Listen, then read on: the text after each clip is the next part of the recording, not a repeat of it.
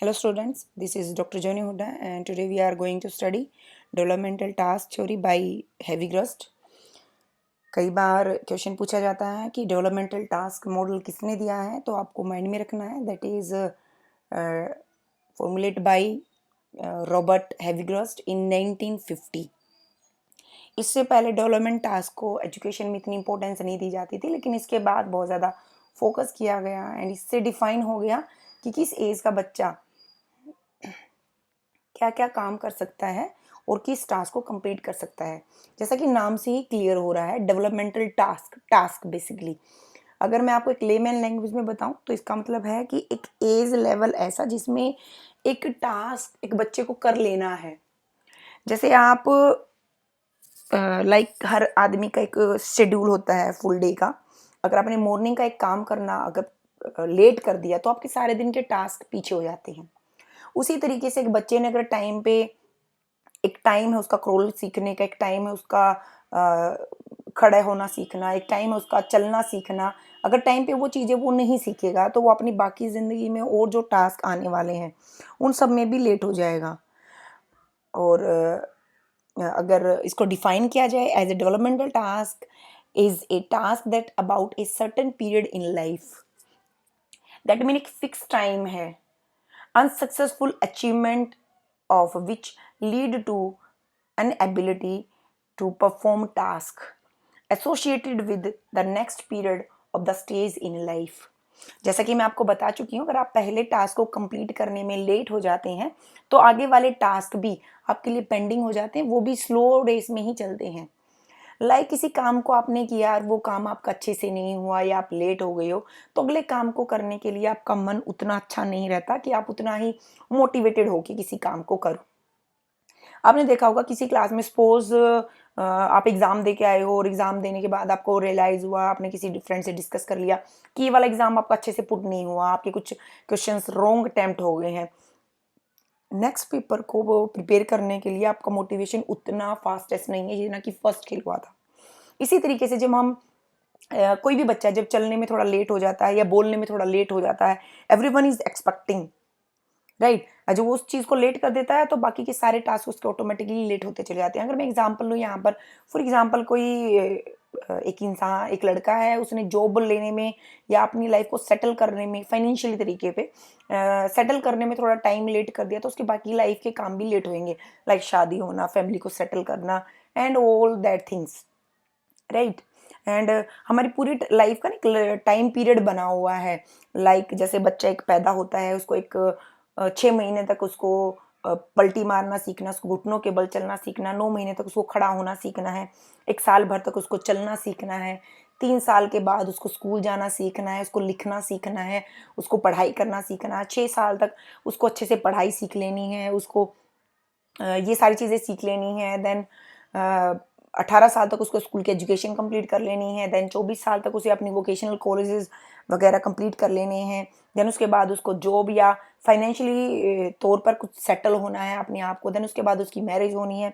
Then उसके बाद उसकी फैमिली आनी है, उसके बच्चे होने हैं। देन बच्चों की स्टडी का देखना है, उनकी शादी का देखना। ये पूरा ना एक टाइम टेबल बना हुआ है, इस टाइम टेबल के अकॉर्डिंग ही हम लोग चलते हैं। अगर कोई भी इंसान अपने टाइम टेबल की एक चीज को लेट कर देता तो उसकी बाकी चीजें भी लेट होती चली जाती हैं। आगे लेके चलती हूँ आपको stages of developmental task. Basically Havighurst ने इसको 6 स्टेजेस में बांटा है। And the first stage is prenatal stage, before birth, या इसको बोलते हैं जीरो पीरियड। बच्चा जब माँ के पेट में होता है तो एक सेल से वो बेबी बनता है, सेल से पूरा बेबी तैयार होता है, राइट। एंड एक सेल से जो वो बेबी का रूप ले रहा होता है उसने बहुत सारे चेंजेस अपने आप से किए हैं, उसने बहुत सारे टास्क को कंप्लीट किया है, right. And the next that is infancy age. Infancy age 0 से 2 ईयर मानी गई है। इसको थोड़ा ध्यान से अच्छे से समझने की जरूरत है। अगर हम जिन प्याजे के अकॉर्डिंग लें तो उन्होंने 4 स्टेजेस में बांटा है। अगर हम हैविग्रस्ट के अकॉर्डिंग लेंगे तो उन्होंने 6 स्टेजेस में बांटा है। तो वो चीज़ें हमें ध्यान में रखनी कि कैसे। इन्फेंसी एज के अंदर अगर देखें, ये बच्चा क्रोल करना, पलटी मारना, कोई भी उसके लिए अगर कोई भी एक्शन हो रहा है तो उस पर रिएक्ट करना कि तुझे हंसा रहा है या तेरे साथ खेल रहा है या इस टाइम पे लाइक हंगर लगी है तो उसको वो रो के बताना है, तो वो सारी चीज़ें इस एज के अंदर ये टास्क उसका वो करना सीख जाता है। अगली जो एज आती है that is childhood age, 3 to 12 year ये एज है। इस एज के अंदर बच्चा पढ़ना लिखना सीखता है, दोस्त बनाने सीखता है, उनके साथ खेलना सीखता है, और बहुत सारी चीज़ें इस एज के अंदर बहुत सारे टास्क होते हैं। बेसिकली अपने आस पड़ोस में बहुत सारे बच्चे आप लोग देखते होंगे, तो यू कैन गेट आइडिया कि 3 से 12 साल का बच्चा क्या क्या सीख लेता है। और ये एक pre school to secondary school तक का एक प्रोसेस है ये। इसमें बच्चा सेकेंडरी मिडिल स्कूल तक की सारी एजुकेशन कंप्लीट कर लेता है। उसको अच्छे से पढ़ना लिखना आ जाता है, अच्छे से पार्क से घर कैसे पहुंचना है, स्कूल से घर कैसे पहुंचना है, उसको वो सारी चीज़ें इस एज के अंदर वो सीख लेता है। The next age is adolescence. Adolescence जो एज होती है वो 13 to 19 होती है। बेसिकली इस एज के अंदर बच्चा दोस्त बनाना, रिलेशंस बनाना, पढ़ना लिखना, एक मैच्योर बिहेव करता है वो दोस्तों के साथ या फैमिली में भी। यहाँ पर अब वो चाहता है कि उसका अपना खुद का डिसीजन मान्य हो, सब उससे पूछें। एक टास्क वो यहाँ पर कंप्लीट कर लेता है, जिसको बोलते हैं कि एज के अकॉर्डिंग अपना काम खुद करना, अपनी सारी चीज़ें खुद से अरेंज करना, और वो सारे काम वो खुद से सीख लेता है, कंप्लीट कर देता है इस एज के अंदर। Next is adulthood. Adulthood basically इस एज को 2 हिस्सों में बांटा है हैवीग्रस्ट ने। 20 ऑनवर्ड 60 तक है वैसे ये। The first is early adulthood 20 to 30। इस एज के अंदर बच्चा मैच्योर हो जाता है हर एस्पेक्ट के बिहाफ पे, रिलेशंस बनाने के लिए और स्टडी के रिगार्डिंग। और बेसिकली इस एज के अंदर वो he got married and he got a job और सम फाइनेंशियल सिक्योरिटी, फैमिली बनाता है, अपनी एक लाइफ को फाइनेंशियली सिक्योर करता है। The next is later adulthood. Later adulthood 30 to 60। इस एज के अंदर इंसान फाइनेंशियली रिटायर हो चुका होता है, अपने आप को सिक्योर कर चुका होता है, अपनी सारी रिस्पॉन्सिबिलिटी बेसिकली अगर देखा जाए अपनी बच्चों की शादी करना या उनके एजुकेशन का खर्चा उठाना या वो और सारी चीज़ें, यहाँ पर अपने वो टास्क कंप्लीट कर चुका होता है। According to Havighurst the lastest age is that is adult old age. 60 onward इस एज को माना गया है। इस एज में इंसान अपनी जिम्मेवारियों से लगभग फ्री हो जाता है, बच्चों की शादी वगैरह करना, उनकी स्टडी का कंप्लीट करना। इस एज में आके अगर हम इंडियन कल्चर के अकॉर्डिंग देखो तो यहाँ पर आने के बाद 60 आफ्टर 60 इंसान को लगता है I am free for everything and I should spend my time with my family at home. अगर हम हैवीग्रस्ट के अकॉर्डिंग पढ़ेंगे तो हैवीग्रस्ट कहते हैं कि ये एज रीफाउंडेशन की एज होती है। इस एज में हमें दोबारा सब कुछ सीख सकते हैं, दोबारा सब कुछ कर सकते हैं, क्योंकि हमारे पास बहुत सारा टाइम होता है करने के लिए, और फाइनेंशियली भी सिक्योर होते हैं क्योंकि हमने कुछ ना कुछ ऐसा क्रिएट कर चुके होते हैं जहाँ से हमें एक पैसिव इनकम आ रही होती है।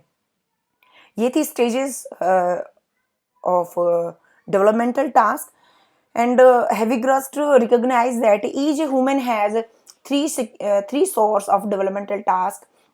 उन्होंने बताया कि 3 बेसिकली ऐसे सोर्सेज हैं जिनके थ्रू कोई भी इंसान अपनी डेवलपमेंटल टास्क को कंप्लीट करता है। The first is physical maturation. According to age अगर आप देखोगे हर एज के अंदर बच्चे की जो फिजिकल मैच्योरेशन है वो अलग अलग है। बच्चा इस के अंदर लाइक एक छोटे बच्चे से अगर हम लें जो फिजिकल मैच्योरेशन के अंदर, छोटा बच्चा क्रोल करना, फिर खड़ा होना, फिर चलना सीखता है, देन अच्छे से स्टेबल होना सीखता है, बॉडी पे कंट्रोल एंड अपनी बॉडी को यूज कैसे करना है, उसकी मोटर कैसे डेवलप हो रखी है, फाइन एंड ग्रोस मोटर दोनों के एक एज लेवल के अकॉर्डिंग वो डेवलप होती चली जाती हैं। And the next is personal values. Choose an occupation eight young age, outlook for life. Basically अगर देखेंगे आप छोटा सा भी बच्चा, उसके चॉइसेस होती हैं हर एक चीज़ के लिए, उसको कौन सा टॉय पसंद है, उसको किस तरीके की गेम्स पसंद है, घर में वो किसको बहुत ज़्यादा लाइक करता है, उसको किस तरीके से रहना पसंद है, क्या क्या गेम्स रहेंगे उसके, और किस सब्जेक्ट में वो इंटरेस्ट लेता है, इसके अलावा वो किस जॉब में जाना चाहता है, किस काम को वो करना चाहता है, ज़िंदगी के लिए उसका क्या नज़रिया है, वो सारी चीज़ें age to age, stages to stages vary करती हैं। And the next and the last one is the society and learning task. According to age ये टास्क हमारे चेंज होते रहते हैं। एक छोटे बच्चे के लिए अगर सोसाइटिकल टास्क अगर आप देखेंगे तो अपनी चीज़ों को दूसरों के साथ शेयर करना उसके लिए बहुत बड़ा टास्क होता है, क्योंकि वो अपनी चीज़ों को किसी के साथ भी शेयर नहीं करना चाहता। इवन वो अपने पेरेंट्स को भी किसी के साथ शेयर नहीं करना चाहता। लेकिन जैसे जैसे बड़े होते जाते हैं, स्कूल में एडजस्ट होना, काम में एडजस्ट होना, फैमिली में एडजस्ट होना, वो सारी चीज़ें एक बच्चा, एक इंसान सीखता है अपनी whole life. By the way developmental task are changing according to ages, and ये चेंज होते रहते हैं जैसे जैसे हमारी एज बढ़ती रहती है। एंड आज हमारी ये थी developmental task model according to Havighurst. Thank you.